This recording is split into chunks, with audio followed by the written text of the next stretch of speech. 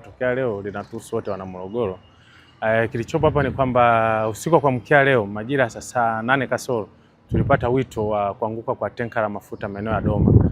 Kwa hiyo kituo chetu, askari wetu crew ambayo iko maeneo ya Mikumi, kituo kidogo chetu cha Mikumi, walitoka na kwenda haraka kwenye eneo la tukio.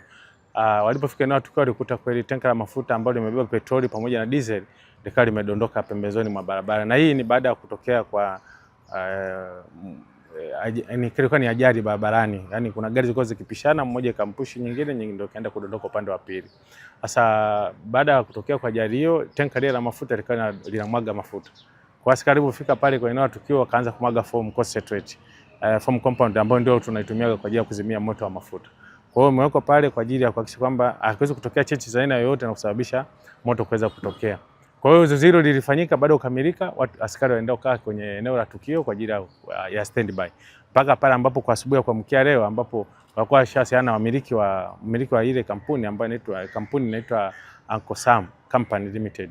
Ndio baada ya kuwasiliana nao akaambiwa kwamba asubuhi ya leo wanaanza kutafuta watu na gari la kwa ajili ya kufaurisha mafuta.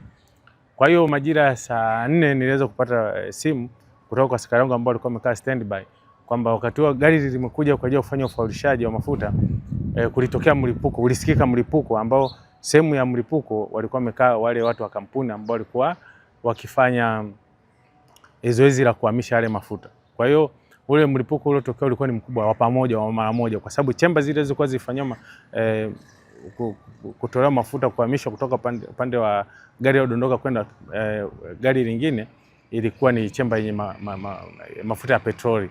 Kwa hiyo ule mlipuko ulipotokea ukawa umechukua nafasi kubwa sana. Nakumbuka tenka limedondoka tangu jana, yani tangu usiku wa majira saa 7 mpaka mida ile asubuhi saa 11, saa 12 ndio ambavyo askari wote na kila mtu kufika pale na tuweza kupata tukio kwamba kuna tenka limelipuka.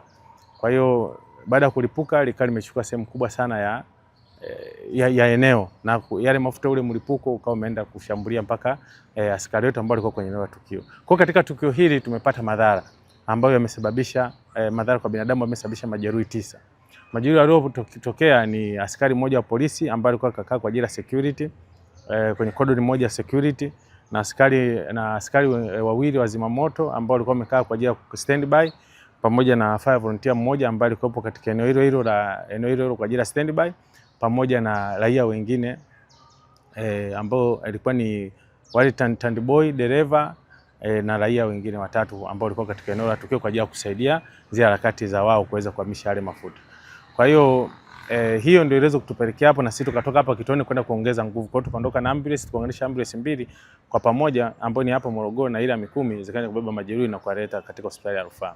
Baada ya kufika hospitali ya rufaa hapo ikagundulika kwamba baada ya kuangalia kufanywa assessment ikaonekana kwamba kuna majeruhi 3 wanatakiwa wasafirishwe kutoka katika hospitali ya rufaa na kupelekwa Muhimbili kwa ajili ya kuwatizamia zaidi. Hofu iliyopo ni kwamba yawezekana pamoja na kwamba wanapashwa bani, kwa sababu wako ambao wanapashwa bani kwa maana tunaita malengelenge, wale ile baada ya kutolewa na kufanyia huduma ile ya msingi ya awali, imeonekana kwamba yawezekana kuna wengine ambao wamepata ile miunguo hadi kwenye upande wa uso na shingo.